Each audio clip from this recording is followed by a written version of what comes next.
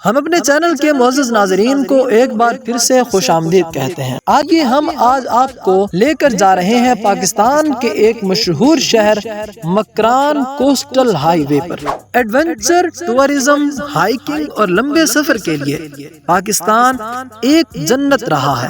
شمالی پاکستان کی طرف بڑھنے پر دنیا کے سب سے خطرناک راستوں میں سے ایک شاہراہ قراقرم کا سفر ہے، اور اگر آپ جنوبی پاکستان کا سفر کرنا چاہتے ہیں اور اپنی موسم سرما کی تعطیلات وہاں گزارنے کا ارادہ رکھتے ہیں تو آپ ہب بلوچستان سے گوادر تک شروع ہونے والی ایک اوور لانگ ڈرائیو کا انتظار کر رہے ہیں، اور وہ ہے مکران کوسٹل ہائی وے MCH۔ مکران کوسٹل ہائی وے کو بحیرہ عرب کے ساتھ ساتھ چلنے والی دنیا کی سب سے خوبصورت ساحلی ڈرائیو میں سے ایک سمجھا جاتا ہے۔ اس سڑک پر بے حد موڑ ہیں اور موڑوں کے ساتھ بہت ہی دلچسپ ڈرائیو وے ہے۔ یہ سڑک واقعی تمام پاکستانیوں کے لیے فخر کی علامت ہے۔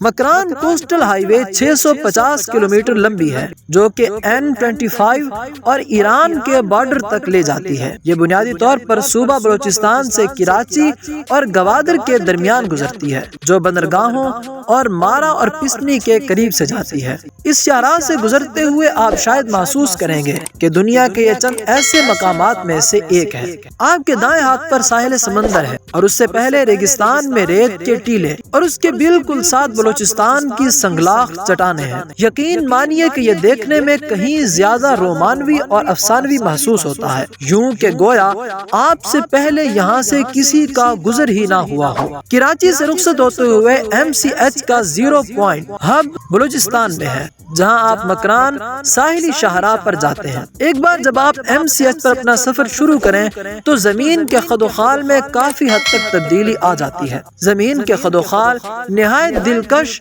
حیرت انگیز ہو جاتے ہیں، اور ہر چند کلومیٹر کے بعد اس میں آپ کے لیے کچھ نیا ہوتا ہے۔ یا تو یہ ایک پتھریلی بنجر زمین ہے یا صحرا کے ریت کے ٹیلے، ہر چیز دیکھنے کے لائق ہے۔ MCH پر آنے والی پہلی کشش میڈ والی کیونز ہے۔